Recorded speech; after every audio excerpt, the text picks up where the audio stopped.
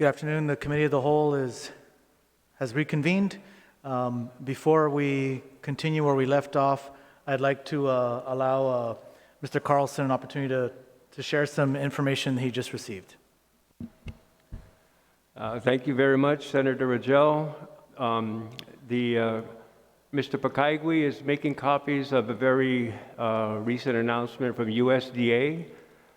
For fiscal year 2022, the amount of Supplemental Nutrition Assistance Program grants for Guam is being raised for the first time in many, many, many years. So instead of getting $103 million, we're going to be getting $130 million, or a $27 million increase effective fiscal year 22. The announcement came out, and I want to thank a former member of this body, staffer, Mr. Phil Leon Guerrero, who called me and sent me the link and the spreadsheet that is being passed out for the body's review.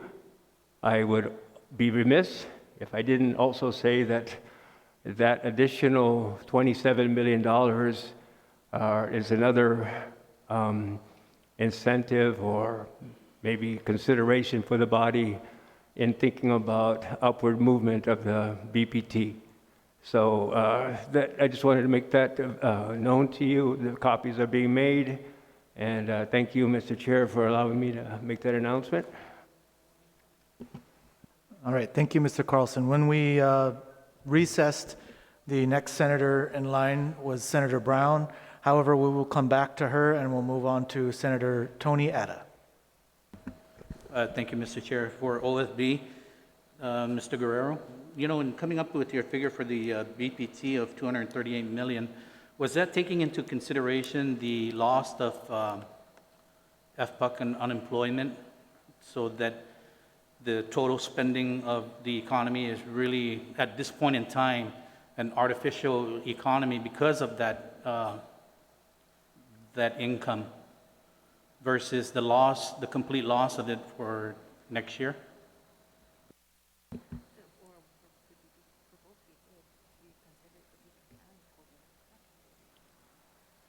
You were referring to the $238 million for the BBT? Yes. Is what we're asking. Yes, we did, Senator. We did consider the reduction in the PUA and all of the factors we felt that was prevalent to come up with the BBT number. I see. And Mr. Chair, just for, you know, I was hoping that the representative from Department of Labor, Mr. Gary Hiles, for the economist, would have been here, but hopefully I'll be able to ask him a question later on when he returns, hopefully before we dismiss the panel. Other than that, that's the only question I have. Thank you, Mr. Guerrero, I appreciate it. Mr. Chair, I'd like to yield the remaining balance of my time to the minority leader for any questions he may have as well.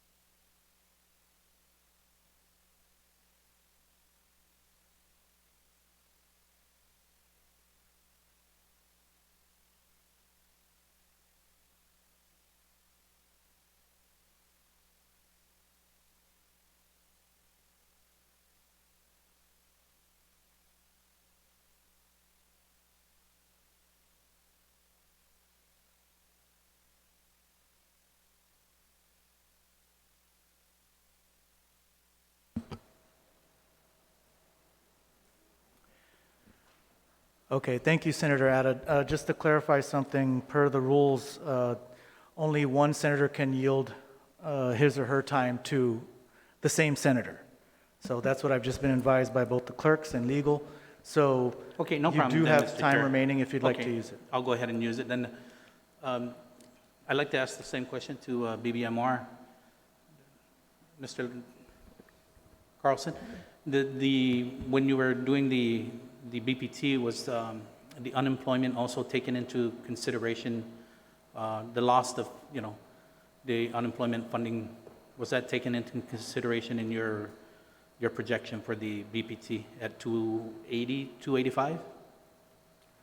Thank you for the question, Senator. And yes, we did look at everything holistically, and I think it's indicative of this fiscal year with the restrictions on opening, the return to full occupancy, that this current fiscal year and its ups and downs, we're still tracking 285, and we still have, just the BPT, GRT portion is 229. So again, the other tax categories we agree with, especially, sir, withholding. So we're still in agreement with OFB on the withholding.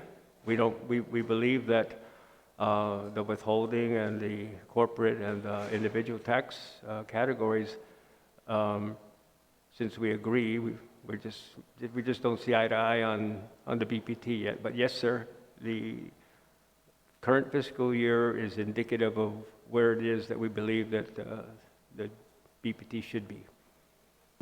Okay, thank you, sir. Mr. Chair, that's the only questions I have. Thank you. Thank you, Senator Abbott. Senator Duenas, you're recognized. Mr. Chairman. Mr. Chairman, there's been some discussion, and I guess I'll go to OFB first, that the numbers are fluid at this point. I know that BBMR Director Lester Carlson has mentioned that he's had offline conversations in terms of pegging a number at the BPT. So just for the purposes of my line of questioning, I want to make sure, are we still talking about the current representation from OFB in terms of the adopted levels for BPT, or has that changed?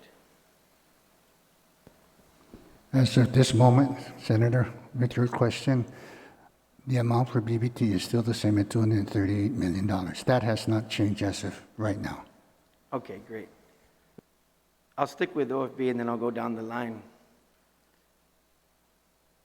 In your probably 3 decades of budgeting experience, Mr. Guerrero, have you ever encountered a scenario whereby you would be contemplating a budget that includes the loss of 90% of tourist arrivals over the course of a full fiscal year? Have you ever done a scenario in that situation for the full fiscal year? If you're speaking strictly on tourists, Senator, in my career at the Bureau of Budget, which spanned 36 years, I have never been afforded the opportunity to deal with a situation like this. We do project forward, maybe 1, 2, 3 years out, but never an immediate impact when we saw a drastic decrease in tourism. And that basically relates into spending power, it relates to the economy, it relates to employment. I mean, you name the whole slew. I have never had that opportunity to deal with such a situation in the past. Sticking with BBMR, I hope I'll be correct to my number. Maybe I'll do my math in a little bit. I remember Jerry Perez from GVB and several representations in interviews and media outlets as well when tourism first completely drastically died off and they were working to do everything that they could, mentioning that we're losing $20,000 an hour in terms of economic activity. And I did my math, and I think it came up to around anywhere between the higher 700s to $800 million annually that we really pretty much rely on in terms of tourism spending and everything else and economic activity. Having said that, my question is, do you think it's a fair analysis that the $2 billion plus money that has come into Guam.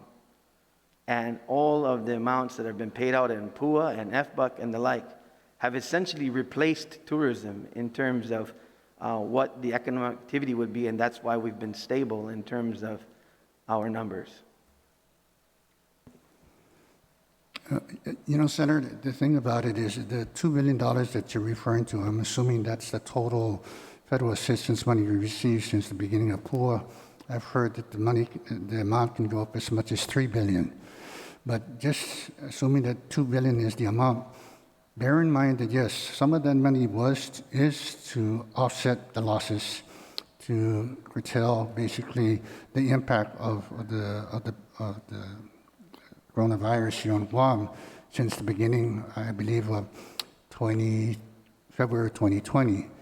But you also bear in mind that money is not only for 1 year, it's spread out to 2, 3, 4, 5 years out. So you're not going to see an immediate expense of that money, let's say like in the first year, second year, is designed to kind of like keep the economy, keep the government afloat for that period of time. I would like to think that, maybe a good portion of that money would be spent immediately because the crisis is now. And to hold that money for the next 2, 3 years, for me, for the intended purpose, just doesn't sit I can't understand that logic, but if that's what the guidelines say, then I need to go with it. But I'll tell you, I would think that last year we supposedly got, 1.3 billion in CARES money and other federal assistance money. I believe PUA alone, or unemployment, has already spent, like Mr. Carlson said earlier, somewhere in the neighborhood of $700 million to date of what they paid out. So I'm sure that has some impact on the economy, some impact on government revenues. And we are seeing it. Case in point, withholding. We're about withholding, I believe, like $26 million today. We're excess in withholding. But, that same amount seems to be ironic because the total amount for PUA for a year is like $36 million. So, if you take that $36 million out of the equation from 2022, you can see an immediate impact. So, to your answer, Senator, I believe to some degree it has kept the government afloat, and obviously in 2019 and 2020 and in 21, we're still staying afloat despite what Mr. Perez has said, and despite what a lot of people have said that tourism has suffered a $1.6 billion loss since the beginning of the pandemic. I'm sure we those money kind of softened the blow in that area. And we're talking just strictly tourism. We're not talking about, the private sector as a whole. We're just talking about tourism. And then, you got the government side. So. My final question, I'll go down the line after this. Would you say the adoption of the differences of the numbers and the adoption of your Bpt number is in consideration of the unknown of the loss of PUA, FBUC, and also the complete non-understanding of what the tourism impact will mean, projecting that possibly we would see only 10% of our tourism market in fiscal year 2022 if we were lucky? I think, Senator, that is a fair assessment of our understanding and our determination of how we came up with the Bpt number of 238. But, in all fairness, what Mr. Carlson just presented to the body today, that is SNAP is receiving an additional $27 million. Again, this is just new information coming in today, just like we don't know what could happen tomorrow. There could be a $50 million loss for some odd reason. But, taking that into account, that is possibly a consideration that you may want to consider as more money floating in the economy. But again, I'm still at this point, still very much content and very much satisfied with the $238 million that we are estimating for Bpt. Thanks, Steve. So going to this discussion on the snapshot CRER, I think I'm going to go to DOA first, Mr. Byrne. When I look at the snapshot between the positive on the Bpt of close to 9 million, and then the negative on the special funds of almost 19 million, it's still a net loss of $10 million in terms of revenue. So you represented earlier that under the special funds, it's programs, it's not particularly, the expenditures might be fungible almost is the way I heard you describe it. So I'm going to go down the line, particularly on the Guam Highway Fund. Isn't there a remittance that's absolutely due because of the fact that we spend a great deal of that money up to the University of Guam, and it subsidizes the University of Guam and their operations? Well, Senator, that depends on the budget, but you're looking at revenues. This schedule that you're looking at is revenues, not expenditures. I understand, Mr. Byrne, but if this revenue is short, like it's showing, $18 million short in special funds, it's tracking negative on that fund, so we wouldn't be able, that's not a revenue source that we used to budget to go to the University of Guam, correct? Only a little. Most of the budget for University of Guam comes from the general fund, Senator. There's still remittances there. Would we be short if we're tracking short in that fund? Any appropriation that is made from a special fund obviously is going to be short if the revenues from that fund fall short. In DOA, we try to make sure that we don't discriminate against any of the recipients. So we try, if that's the case, we try to reduce the amount that's allocated to the recipients in proportion to their expected allocation. Solid waste down almost $830,000. Is there debt service involved with solid waste? Yes, And if it was short, we'd have to make the money up somewhere. there's sufficient funds to pay the debt service, Senator. On the TEFF, maintenance of effort for Department of Education, short $3.6 million. We didn't have that money. Could they continue to their maintenance of effort, or are we going to have to subsidize it from the general fund? Again, the vast majority of the money that goes to DOE comes from the general fund. There is some certainly that comes from TEF, and if DOE were short, yes, we would make it up from the general fund. The Tourist Attraction Fund off almost by $6 million. Does the Tourist Attraction Fund have debt service associated with the hot bonds? Yes, Senator. And if it's short, where are we going to get the money? General fund? Well, I think Mr. Carlson already spoke to that, is that there were 2 months where the debt service was short, the general fund made it up, but sufficient money has come in to replenish the general fund and therefore make good the debt service. Customs and quarantine down by 2.751 million. Has to be covered by the general fund? Well, as I think I spoke about earlier this morning, sure, the Customs and Quarantine Department has a lot of costs that don't vary with economic activity. It was the decision of prior legislatures to fund the Customs and Quarantine Department by a fee that's charged to basically arrivals at the airport. If the number of arrivals at the airport fall short, obviously the revenues are going to fall short. Mr. Carlson spoke about the amount that came into the Customs and Quarantine Fund from the general fund.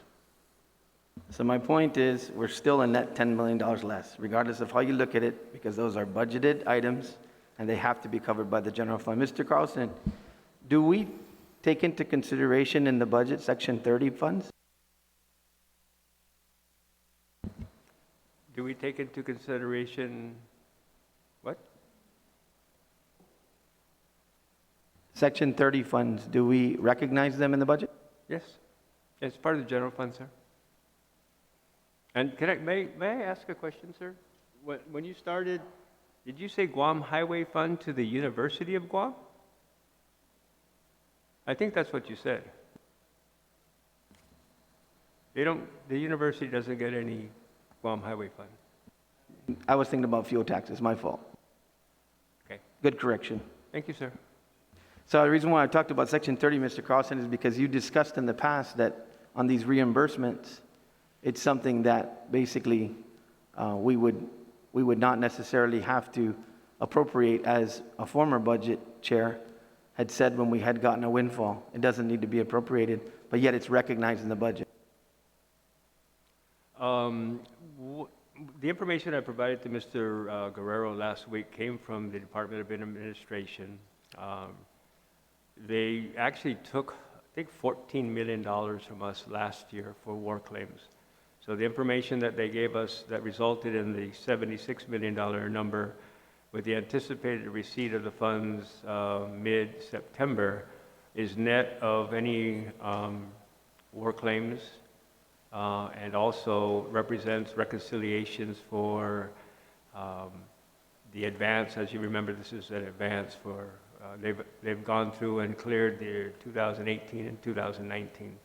So it's a solid number, and we have traditionally been very leery of how much we were going to get because of the war claims issue. I think the language is very clear that we can count on this money and that $76 million. So last year last year we thought we were going to get 68. We ended up getting 65, and that was primarily due to we thought the floor was 68, but they pulled the rug out, for lack of a better analogy, and they took 14, not 12. So it's a good number, sir. So what I'm driving at, going back to OFB, we've been haggling over this issue of the reimbursement of EITC. I still think we need to recognize it regardless in this budget. What I'm trying to get at here is, do you think it would be prudent to allow one full fiscal year to go through, whether this be a trust fund or whether it be a reimbursement, to be able to properly budget for that money? Are you referring to FY21 reimbursement or FY22? I'm referring to what we're currently budgeting right now, the anticipation of FY21, to be appropriated in 22. Okay, we're not, okay, the money, the reimbursement that we're getting for FY21 is not being appropriated this time. So if your question is it prudent for us to wait one full year to see the effects of what happened on the reimbursement for FY22? Is that your question? My question is, as we're budgeting right now for FY22 for the anticipated either reimbursement or the anticipated of a trust fund being established, do you think it would be prudent for us to allow for that full fiscal year cycle to be able to see what the real effects are and how we would appropriate that fund? If we weren't sure, Senator, that we were going to get reimbursed, maybe that may be a prudent way to go, the approach to take. But since we've been already assured that we're going to get this money, the only thing that we don't know basically is the timing of when we're going to receive the money. But we know we're going to get it. So it's a matter of just timing. We don't know if we're going to get it in October, in December, in March, April, May, June. We don't know, but we know we're going to get it. So in terms of appropriation, if you look in the bill right now is appropriating $74 million for tax refunds. And I'm assuming that because I'm pretty confident that we are going to get reimbursed, that the difference of the 74 versus the 125 or the 145 that we pay out annually should come in by the end of the fiscal year. And that, the administration has $74 million to utilize, at least for the first quarter, or maybe even second quarter of fiscal year 22 to pay out tax refunds. And hopefully by then, the reimbursement will come in for both the CTC and the EITC. And that's what I'm driving at. Right now, it looks like we should lock that down for tax refunds to make sure that we have it. The speaker and other individuals have mentioned that. And then the subsequent years when we go to appropriate that for other purposes. Because we have so many unknowns in terms of what's going to happen in this budget. And we keep treating it like we actually have the money appropriation for the hospital bill that we put forward, for the prison that we put forward, other competing interests with this money, yet we're appropriating it as such that it's a balancer for paying tax refunds. Because we've only put $74 million on the bottom line to carry us for the first half or 2/3 of refunds. But we're anticipating a reimbursement to be able to carry us for the balance. So yes, we should appropriate it, but we should appropriate it for tax refunds right now. And then we're going into fiscal 23, that's the time when we sit back and say, we can find out what these revenues are, we know what this picture is, and we can dedicate this funding source now as a reliable funding source for other CapEx that we're actually looking at. The approach, Senator, we took regarding the budget bill is that we did consider both the hospital and DOC as an item that needed to be basically funded. And in other words, appropriations that, like you said in your way, was set aside. The body can choose not to do it. I'm just saying in the bill that we were proposing to take that avenue to make sure that money is set aside.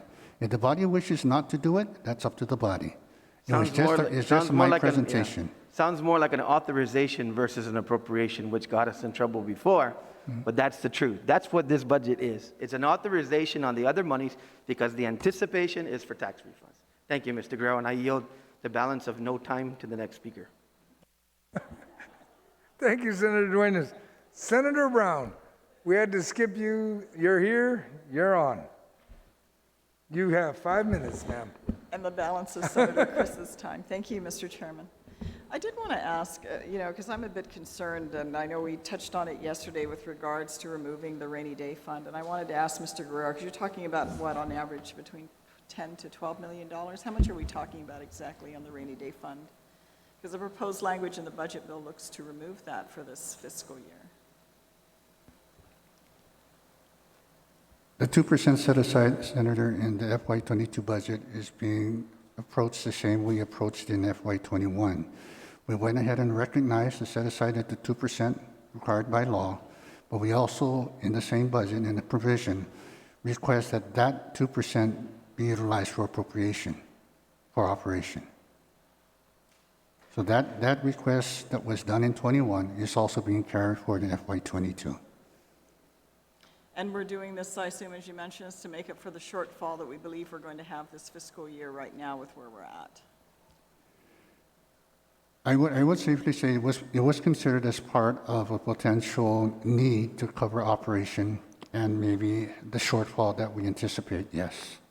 And then we also discussed the fact that, the key areas, I'm going to go back to this point because I've done a number of budgets. It's been a while, but last time I did a budget, we assumed all the legs on the stools were all in place, our economy was operating, and, we weren't caught in a situation as we are now of an extended slowdown or almost very little activity, except I'm sure for, the military that's probably coming here for their exercises, taking up the hotels and the quarantine.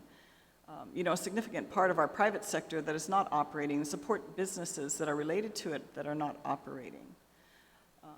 So I'm kind of, I'm supposed to feel good that everything's looking good and we just approved this budget and we're fine. And, my gut tells me otherwise, especially as we're entering into what is the unknown. Right now I'm assuming Mr. Hiles is not here, but I'm sure the bulk of what's keeping us sustained right now is the federal money being invested, either through the military, through construction, or of course the federal pandemic funds that we've received.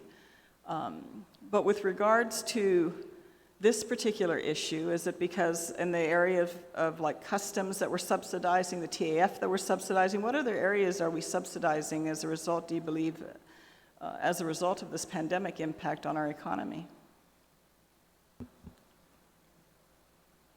To answer your question, Senator, there's many agencies out there right now that we're kind of subsidizing out of the norm.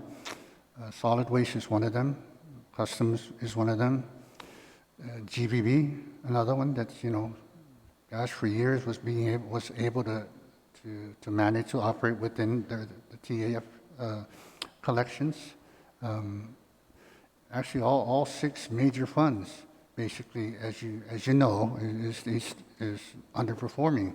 So you can safely say that the general fund, to some degree, is going to have to come in and cover some of those expenses. They can probably tell the amount of expenses, to be paid out, but again, that's just based on on the nature of their operation. So even though we're not tracking at the level of what is appropriate in the law, that doesn't necessarily mean that's the amount that we have to cover. So, the administration, I believe, has done a pretty good job in kind of like holding down expenses. They did it last year to the tune of, I believe, $19 million, if I'm not mistaken. And I'm sure, because they're very much aware and cognizant of what's happening now, they're probably doing the same thing. I do know today, as they do every day, it's a common practice, that, there is a reserve amount placed on appropriations, especially for all the departments and agencies. And they use that basically as a cushion to determine whether or not, the cash flow is sufficient to cover monthly allotments. And if not, they make the adjustments accordingly. So I would like to think that two things is that if we can end up at the end of the year with a surplus, that's great. But even to at least a certain extent, being able to curtail operations and not necessarily spend up to the appropriation level, but at least just meet whatever mandates is required with these departments and agencies. If I can ask the chairman, because at least from comments the governor's made publicly, she's been in contact with you.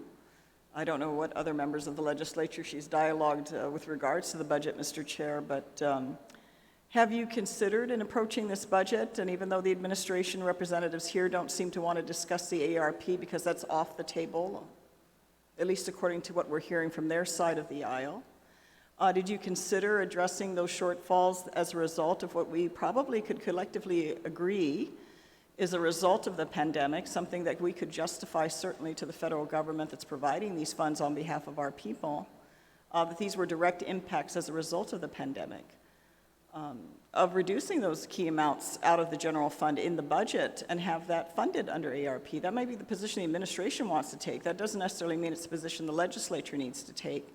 So these other areas where local funds can be made available, we can put that to critical needs that we can determine the use of local funds versus being totally isolated out of being involved in any public discussion about how these federal funds that are being provided on behalf of our people are to be spent.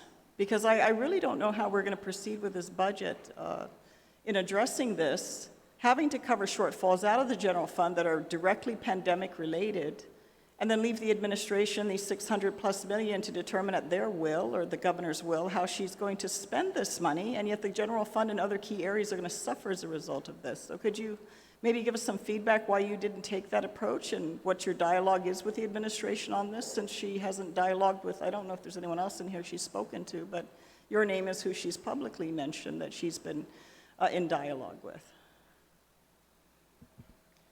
Senator Brown, the communication that we have with the administration is about projection on revenue base, not ARP. I wish it was the ARP, the 600 million, because then we would make definitely a different budget act. Definitely, you will see that if she had told our office exactly where it's going, I would give you that same information just as fast as I get it. But everything else, our communication with the OFB and BBMR and DOA is all about projection, revenue base. Not because ARP is not a revenue base. It's funds that are being given to us, and it's not something that we can project. And we always have to remind ourselves that this ARP is, you could use it for 1 year, or you can use it for 2 years, or you can extend it up to 3 years. So how she's going to be authorized or given the green light from the federal government, how to use it, that we haven't gotten. We have not received, I have not received anything, and I know OFB has not received anything, and we have been asking BBMR and DOA. So as she was saying that she was in communicating with us, it was all about the projection of revenue coming in. I wish I did have that information, Senator Brown. I would share it with every one of my colleagues here. Have you considered, because we are a separate branch of government, our main role is to determine the budget for the government of Guam, that we make that decision, that we simply, those areas that have been most directly impacted, because obviously, I mean, if you have the Director of Customs, and you were there, Mr. Chair, at that hearing, coming forth and relaying that, certain things were not getting paid, and we know the circumstance that they're going through. that we could redesign this budget to address that and leave it up to the governor if she is or is not going to fund it, or we simply don't fund the year until we see what her cards are and what decisions she's going to make on how those funds are going to be spent. Because those funds are for the people. They're not for the governor and they're not for the administration. And for us to proceed with this budget without that being addressed, that's the big elephant in the room. Not to infer my Republican position, but it is a big white elephant in the room, brown elephant, purple elephant, whatever you want to call it. That we just can't act in isolation of that because the circumstances before us, we can't live in isolation of the reality that these department and agencies have been directly affected in their revenue stream as a result of this pandemic. So with that, Mr. Chair, to stay within my timeline, I'll end here, but I do want to relay those points. Thank you. All right. Mr. Carlson, you wanted to make a clarification statement, please? Yeah, I believe that in reference to the Solid Waste Operations Fund shortfall, there was a statement made that there's a general fund subsidy. There isn't any. In the 21 budget, there isn't a general fund subsidy for Guam Solid Waste, and in Bill 55, there is no general fund subsidy for solid waste.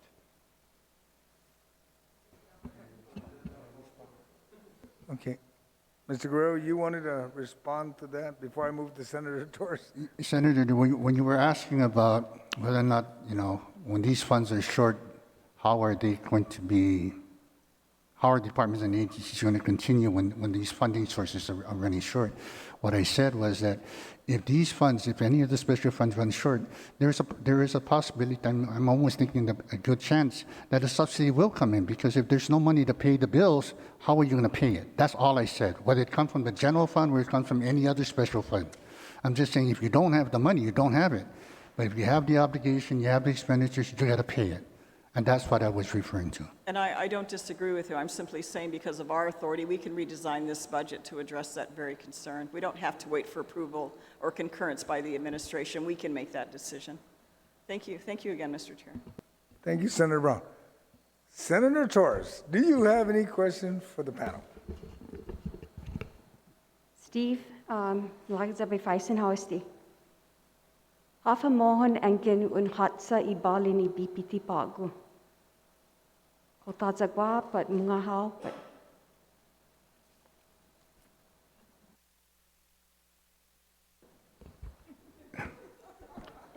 I guess, Senator, that is I'll respond in tomorrow, but my fellow workers here don't understand tomorrow, and they're the one that's always monitoring me. So that is the $42 million question that's been going on for the last couple of days. And if your question to me is if I am confident of my $238 million for BBT, the answer is yes. The information that Mr. Carlson provided today, this afternoon, of additional 27 million it is. But is 27 million going to make a dent of what we've been receiving in the hundreds of millions of federal assistance, and yet we're still where we are today, knowing what's going to happen in the next couple of months? I'm open, seriously, I am open to negotiate if somebody can convince me otherwise, that what we've been talking, what we've been saying, and what we base our numbers on is just totally wrong. I mean, if it's their gut feeling, it's their gut feeling. But I'm not willing to risk my reputation and my numbers on gut feelings. I've been conservative in the past. Last year, we went over by 19 million. But then again, pool alone was extended. Nobody knew it was going to be extended. So if you look at pool and you take pool out of the equation just on withholding, that's more than the 19 that was surplused. So it's things like that, I don't claim to know everything, but what we do know today is what I'm relying and confident on, is what's solidifying our numbers. But I'm open if somebody will convince us otherwise. Sus Masi for a very candid answer. That's really all I wanted from you. I want to go ask this question out of Mr. Byrne. We talked a great deal about the general fund subsidies on page 4 of the OFB presentation. And a lot of the discussion previously was on the refund provisions, whether, what would be the impact of a $75 million refund provision over a $125 million refund provision in terms of tax refund payments. So I wanted to ask you specifically, in your opinion, will a higher refund provision actually result in faster payments of tax refunds? Thank you, Senator Torres. As I started to say yesterday, the speed at which you can make tax refund payments depends on cash, not upon an appropriation or allocation. As the Director of Rev and Tax this morning pointed out, we've paid out $220 million, including tax refunds in respect of prior years. And we've caught up, and now we're within days of the processed tax returns. None of that had anything to do with a set-aside or an allocation. It all came about because of cash flow. Yesterday we talked about how some of these federal grants, which previously we didn't receive, are now going to be received, either in advance or in arrears. That determines the cash flow, it's got nothing to do with how we set it aside or don't set it aside. What really determines how we can pay these tax refunds, and I'll defer to my colleague, Mrs. Shimizu, but I don't see that anything we've been talking about would change the way that we're paying the tax refunds. We've been very successful. We want to continue that, and we have the arrangements in place to do that. But I'd invite the Director to comment on that too.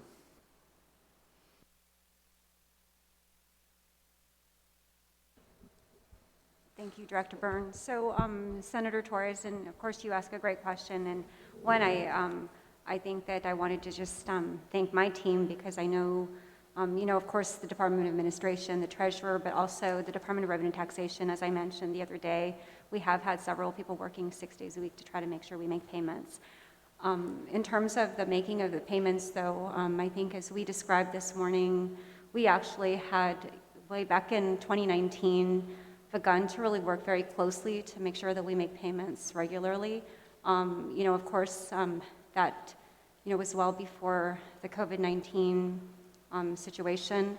And I think even then, I do know that when I just began at Rev and Tax, I remember one of my coworkers coming to me and saying, "Ma'am, if we don't pay these refunds by tomorrow, we're going to be in violation of the permanent injunction."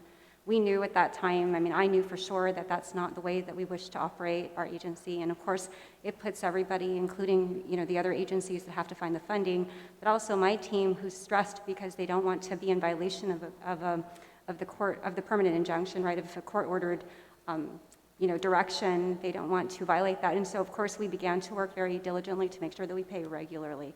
With regards to the processing of the refunds, again, we just are doing our best to process the refunds. As I mentioned earlier, we're, and of course, Director Byrne mentioned as well, we've been working to try to pay, and actually, on a weekly basis as we work to try to determine whether there's cash available, basically we're at a point where we're paying around the same time that we're able to process.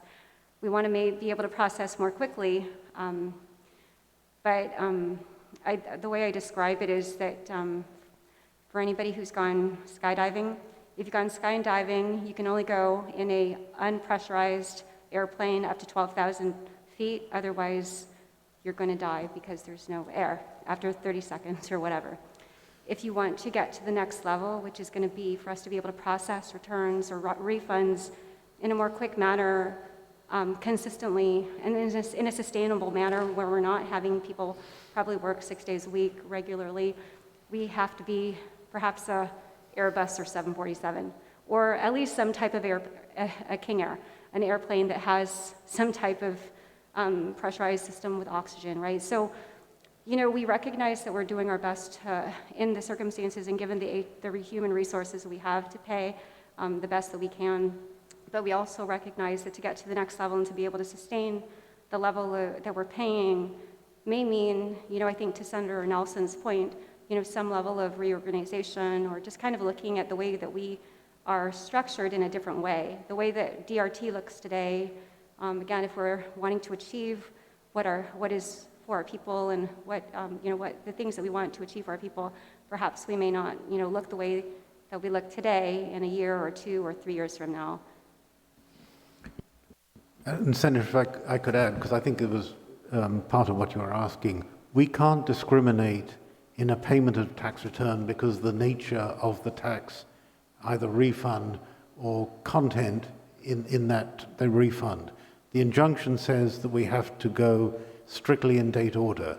We can't give preference to an EITC return or a CTC return. That is contrary to the injunction, and we would be in contravention of that injunction if we change from that process. Thank you very much. Since we're talking about revenues and everything is based on what revenue number we decide on, I just want to ask Steve very quickly, did OFB, do any of your revenue items assume the impact of spending the ARPA funds? Was that impact factored into your revenue generation projections? Senator, like the chairman said earlier, is that, we were hoping, even before we started putting this budget together, that we would get input, all input that would affect FY22. When we heard about the 600, and I believe the original amount was 664 million, and then it dropped down, I believe, now to 603 million, we were really looking forward to get information on how that money is going to be spent so we can incorporate it in the upcoming 22 budget. Unfortunately, we never got that information. So I told the senator, I said, sir, then I'm going to approach this preparing FY22 as though no ARP money is available to help the agencies going through, because without that information, there was no way for me to incorporate any other information regarding the ARP into this budget. So the answer to your question is no, the ARP money was not considered in developing of the FY22 budget. Do you believe then that the an additional 5 million or 10 million to the BPT from the spending by the government on business grant services would yield these additional amounts? Theoretically. And I ask this because our nurse pays is not funded, and my office has been looking at ways to ensure that these already implemented but yet to be funded pay differentials are covered in fiscal year 2022. So would that be something that we could logically inject in there? In the preparation of the budget, Senator, what we did is we took the agency's submission as submitted to our office. We realized that those submissions I know they were done back in December and January of last year and this year, and when they were finally submitted to our office, it came in increments. Some came in February, March, April, and we knew at that point that it didn't include any other consideration of ARP money, because they couldn't have, they didn't know. So what we did is we just assumed that whatever they were requesting in those budgets are basically the levels they would require for FY22. We did ask the administration, I believe once or twice, if they would like to consider and resubmit an executive budget, knowing that this ARP money came in after the submission of the executive budget, and I wanted to give them at least the opportunity maybe to reconsider. Unfortunately, they said, their budgets they're going to stick with their initial submission. So whatever monies that potentially are out there now that was not available to us at the time that we developed this budget, I will tell you, we didn't consider it. It's not there. But if these, like Mr. Carlson just mentioned, there's 27 million of SNAP money. What the impact of that is, I really don't know. But, it's going to be circulating out there. How much is it going to go into BBT, everything? Again, that's 27 million. But is it enough to move my my BBT up 1 million, 5 million, 10 million? I believe not at this time. Okay, so I think I have a little bit of time. So back to you, Lester, if I may. We were just informed that the SNAP benefits is going to be increased by $27 million in 2022. What, for example, if we were to talk about the impact of that kind of money floating around, what, for example, could that yield in terms of additional revenues in BPT or just in terms of the economy? For a person that wants to understand how that kind of money impacts, could it yield us an approximate percentage in collection of taxes, for example? Thank you, Senator Torres. I conferred with Mr. Byrne, and I also pulled up a presentation that we did when we floated the initial BPT bonds, and we disclosed to bondholders what is and what is not exempt from the BPT. So, for example, at the time we floated the BPT, we had a Dave Santos amendment, right? So that was grandfathered in, but groceries and purchases for food items are not exempted from BPT, so you can rest assured that the $27 million that will be used to purchase additional food commodities will be subject to BPT. I would also like to be able to take a broader perspective since Mr. Hiles is not here, and that's $27 million more in the local economy at a time when we probably need to assist people with the rising cost of food, and I think that's how the press release was written, that it's making an adjustment for rising costs of food. So it certainly comes at a very opportune time, and I think that it will have a long-standing fiscal year impact, which is going to help keep businesses afloat, help keep people employed, and $27 million, I was informed by my staff, I didn't know this, but it came up in discussion, that we are getting $2 million additional in SNAP benefits just because we're under an emergency. So that also is something that has been part of our economy, and I think that it is, I agree that in and of itself, it doesn't equate to a $27 million increase in BPT, but I think that cumulatively, the points that we're making, particularly the tracking, particularly the instances that occurred in this fiscal year, that lead us to believe that the amounts that we're asking, $280 million, is achievable. I think it goes a long way to hopefully getting consensus from the body in some upward movement, and we hope that that's, you know, there are needs like your nurse wage that should be appropriated and not left to chance.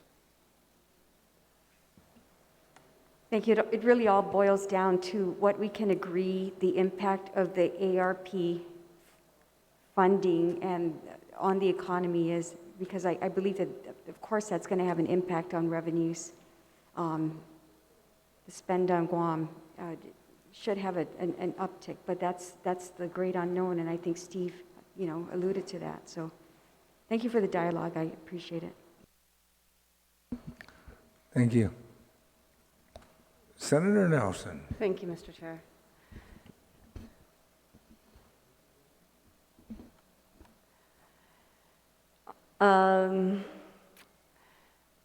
Mr. Carlson, in the snapshot you gave us for the special fund revenue, this attachment here, attachment A, I'm taking a look at the CQA Inspection Services Fund, and just looking at the previous months,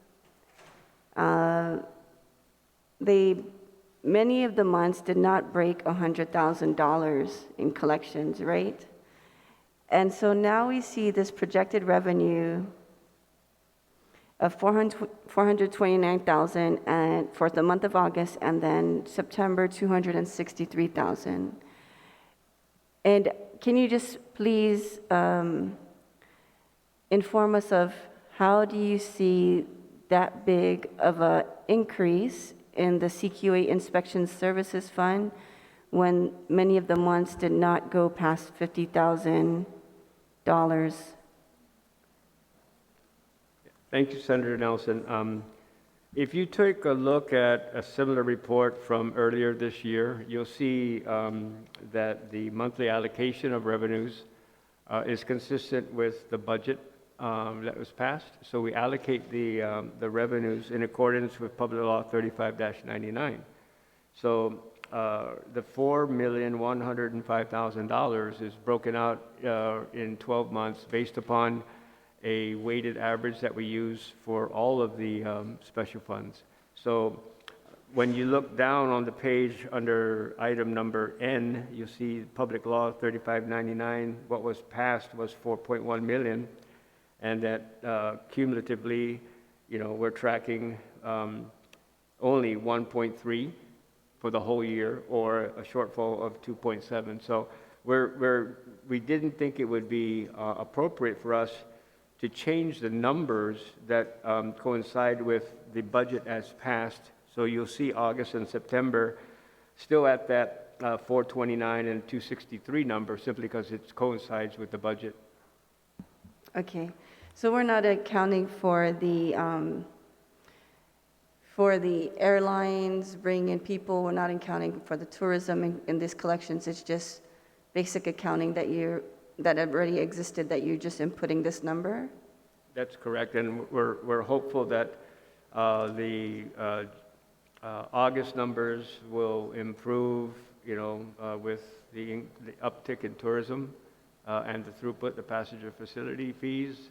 I don't think it's going to come close to 429, but it's going to hopefully get better. So then at the end of fiscal year 21, we'll still be short 2.7 million. it's looking like that, ma'am. Yes. Okay.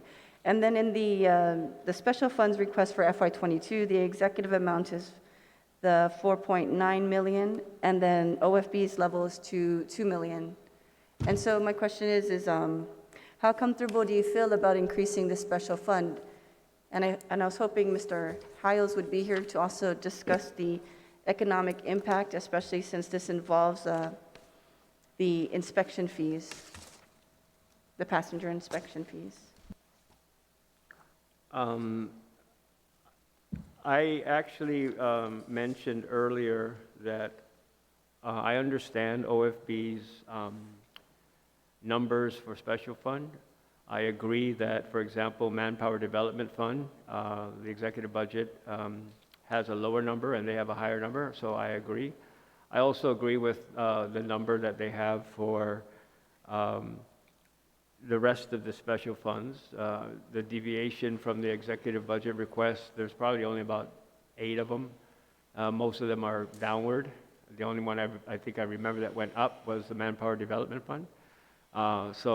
Again, for the record, we agree with OFB's special fund revenue levels.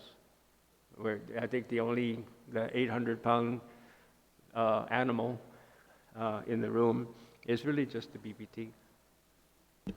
Steve, do you see a possible increase in Customs and Quarantine Agency in this special fund? Right now, there's a $3 million difference, roughly. You're correct, Senator. I mean, what we're tracking right now, I believe as of the June CR report, was roughly, I believe, $800-some thousand. So, what Mr. Carlson, how he explained the numbers for August and September is normally how you would do it. I would think maybe in the first quarter, second quarter of the fiscal year.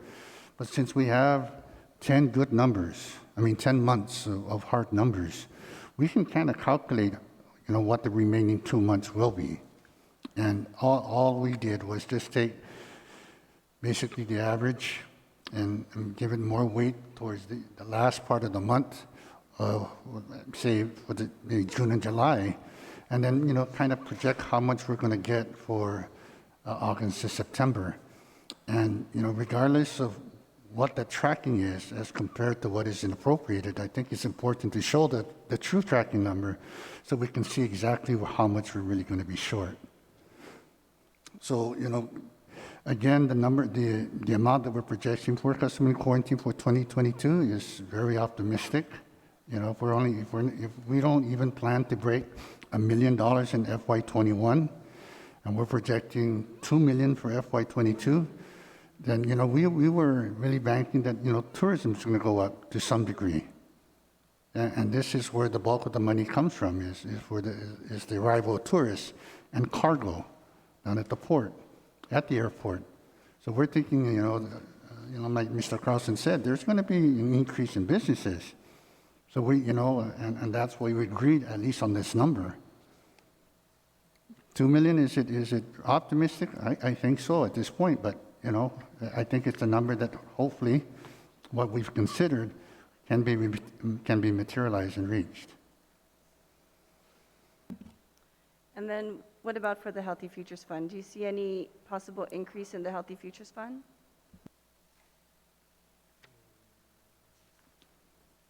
Again, what we were projecting was 42 million.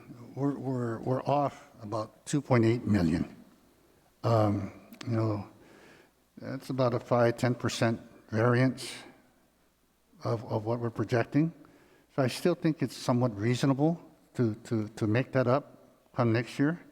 So I think what we're projecting for FY22 is almost just slightly lower than the 42.7.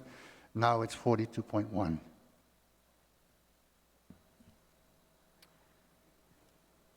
Yeah, and also just to remember, we are tracking at 39 million right now as of June.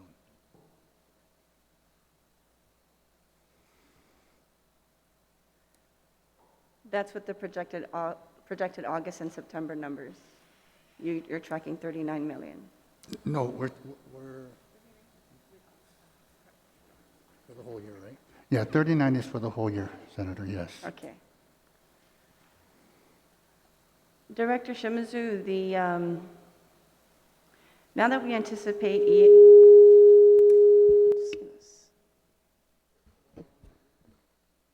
Okay, is this better? Okay, very good. Now that we anticipate the reimbursements for the EITC and the CTC, and the language that we are referring to it as an advance, but hasn't the government paid off a majority of the EITC for FY21 and CTC? Thank you, Senator Nelson. So with regards to the way that EITC has worked, yes, it's been an unfunded mandate. Also, the same is the case for the regular child tax credit.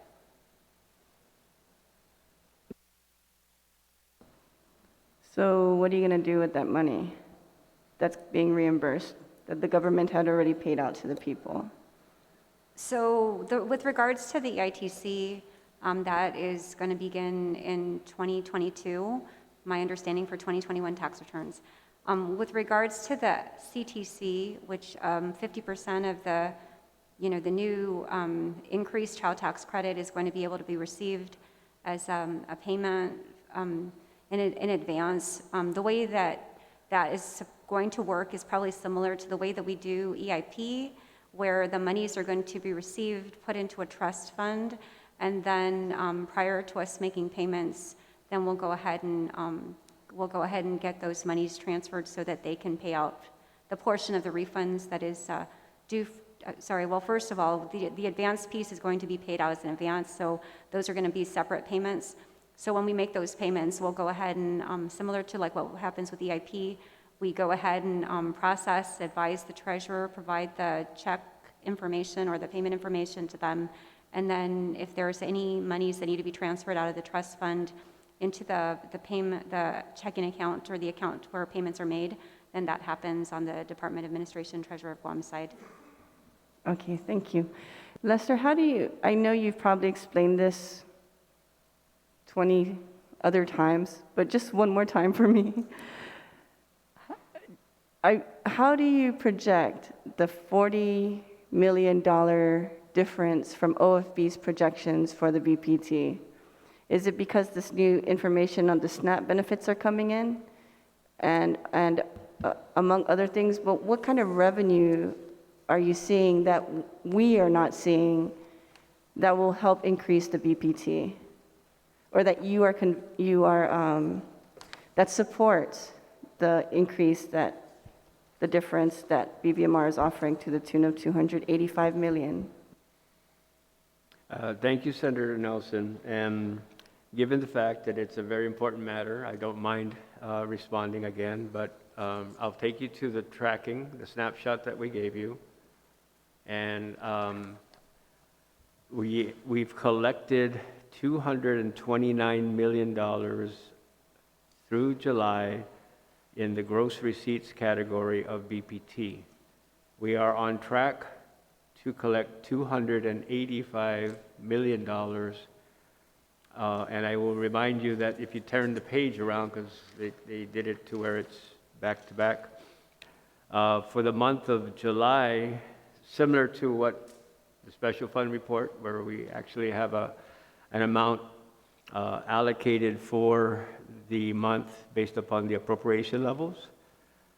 We anticipated $23 million, but we actually collected 27.5, or almost $4 million more in BPT for the month of July. So I'm not going to sit here and be the only person that says this, because I wish, again, for probably the third time today, to thank the speaker for her closing remarks yesterday. I thought they were on point, indicative of the current situation, and her comments, along with Mr. Hiles, I thought were a great way to end the discussion for the day. So we are looking at the minimal tourist traffic that we had for this fiscal year, and telling the body that despite the restrictions and closures and things that we had to endure, this economy is still resilient and still strong. And we know we're going to collect somewhere in the neighborhood of about $280 million this fiscal year. I don't know, unless, we go back to living in caves, that we're not going to come close to it next fiscal year. So I really think that it's an achievable number, $280 million. Thank you very much, Mr. Carlson. It seems to be more convincing to raise the BPT through your explanation of these matters. And I know I still have a little bit more time, but I think Senator Taitigui had a number amount of questions also, so I'd like to yield the rest of my time to her if she has any more questions. You're yielding your 1 minute and 12 seconds to Senator Tello? So, Senator Tello, do you want to use that time? Because after you use that, and before I get to the speaker, would be the last. Senator Jim wasn't here when they were asking questions. So, go ahead, proceed, Senator Tello. Thank you, Mr. Chair. Lester, you mentioned to me later on today that this piece of paper that was passed out will indicate what our funding money has been paid out. I looked at this, and on the last page, page 3 of 3, Lester, it doesn't say what it was paid out for at all. Can you go down this list? It's on the 3rd page, and kind of tell us where these fundings are appropriated to.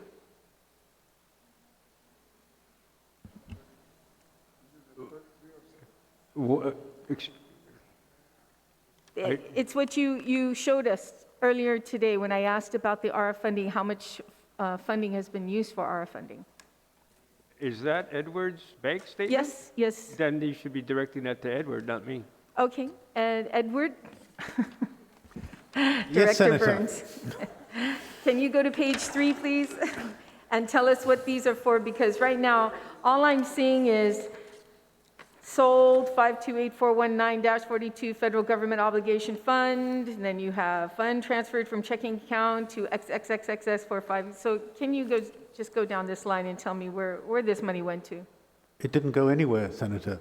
This was a response to Senator Moylan's request as to the balance of the money that was received from the federal government and where it was. So this is a bank balance. It's not gone anywhere. Okay, thank you, Mr. Burns. So what are you referring to then, Lester? You mentioned that I can find out where the money from the ARP money that was spent on the sheet of paper, but I don't see it. We can rewind the tape and show exactly what that is. In fact, Ma'am, that discussion between, with all due respect, between Yeah. Senator Moylan and Mr. Byrne, I had no part of that conversation. no, I'm not talking about, okay, when it was my turn to speak, I asked the question to you. And Mr. Chair, if I may, because, they're going back and forth and delaying my answer, or their answer. So if you can, let me spell it out again. I asked, what funds from the ARP money has already been spent out there? And then you raised up this sheet of paper and you said, all the answers are on this sheet of paper. So maybe you misunderstood me. With all due respect, Lester, you might have misunderstood me. That's fine. So I'm asking you, what is Okay. that list of funding? Okay, you're asking basically if any ARP money has been spent, correct? Yes, sir. Yes, sir. And It's very where- simple. Yes. Okay. If the panel can answer that, if there any ARP money, I don't believe there's any ARP money spent, but if they can answer it, Mr. Byrne, have any ARP money been spent? Period. That's the question.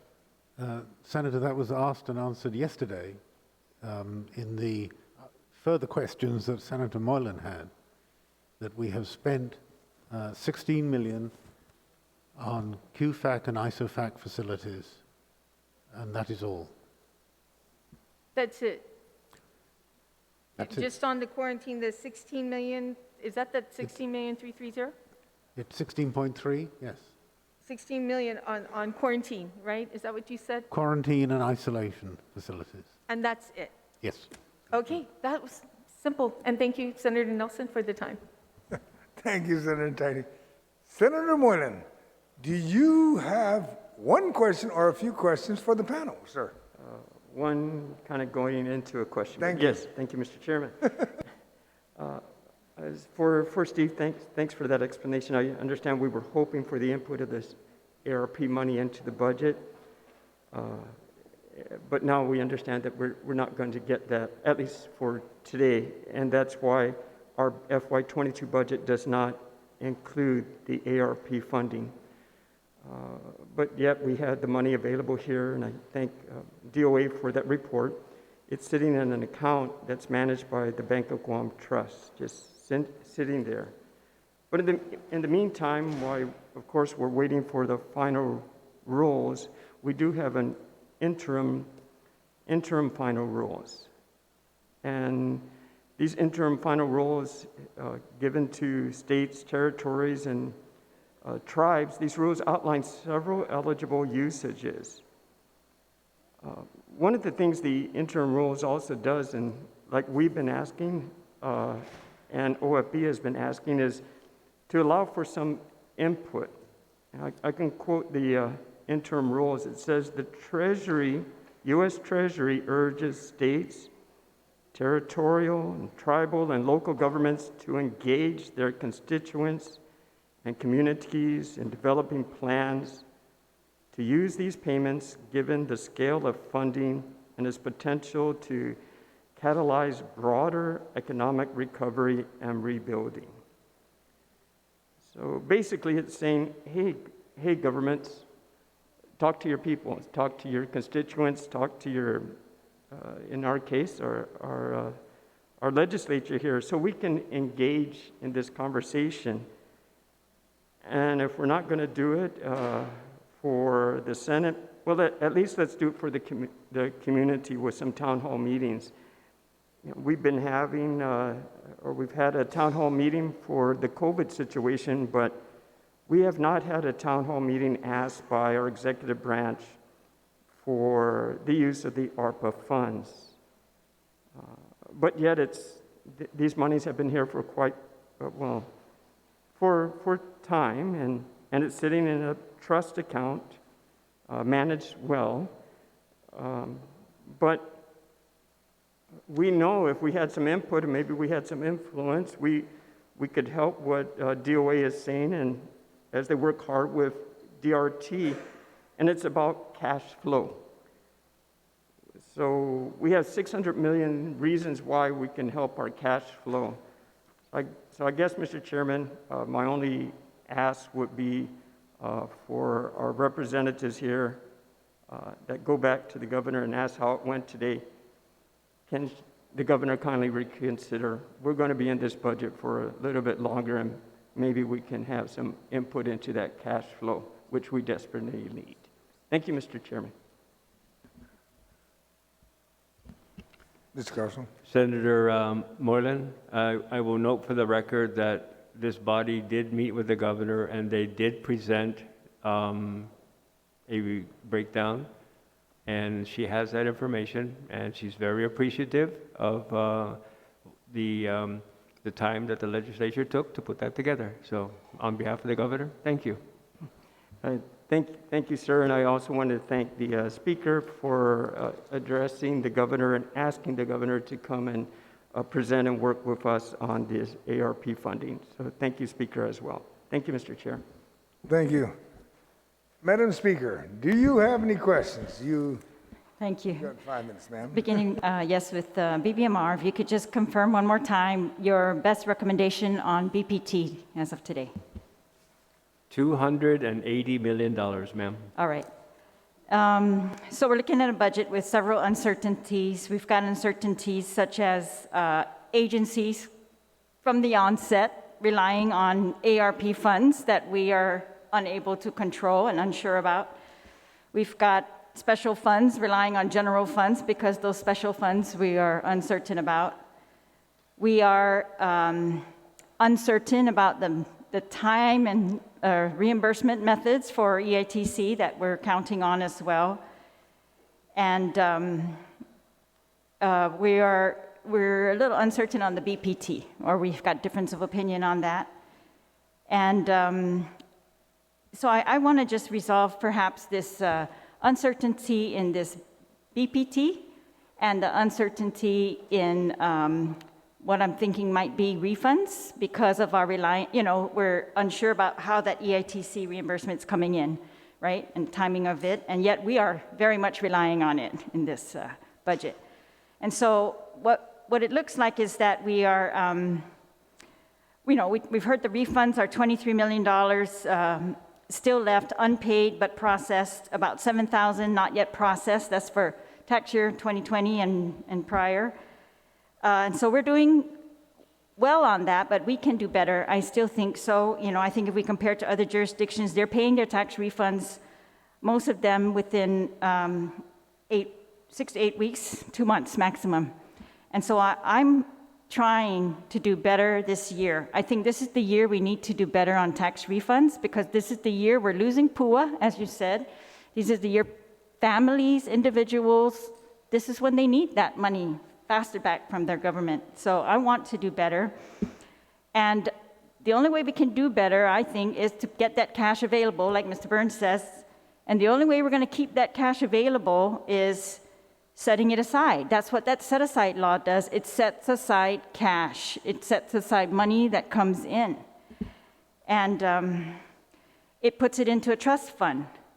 And so I think we should look at the amount that we're putting aside in the trust fund right now. We're looking at $74 million. But I think if we take that and we increase it by what potentially might come in with BPT, that we might end up with a win-win situation, that we try to refund faster. If BPT comes in better than we are predicting today, or at least OFB is predicting today. But this Bpt prediction by BBMR is based on current tracking, right? In fact, it's a little less than current tracking. This is a year, tracking a year where we're open, part of the months, lower occupancy, bars weren't open at all, different things in the economy. But our economist has told us that the outlook for next year should be better than what we brought in this year. And so I'm kind of willing to take that. It's not a gamble in my mind because we're putting it to refunds. And so we cannot lose by doing that. Only the people of Guam are going to win if we put this money to refunds. And so if we bring in any more than what we are predicting today, I say let's give it to them. Give it to them as fast as possible. And if we lock it up, then it's, we don't have to wait till the end of the year and see excess revenues before they can pay additional refunds or take care of that kind of thing. I'd like to be doing it as we go along with what we get.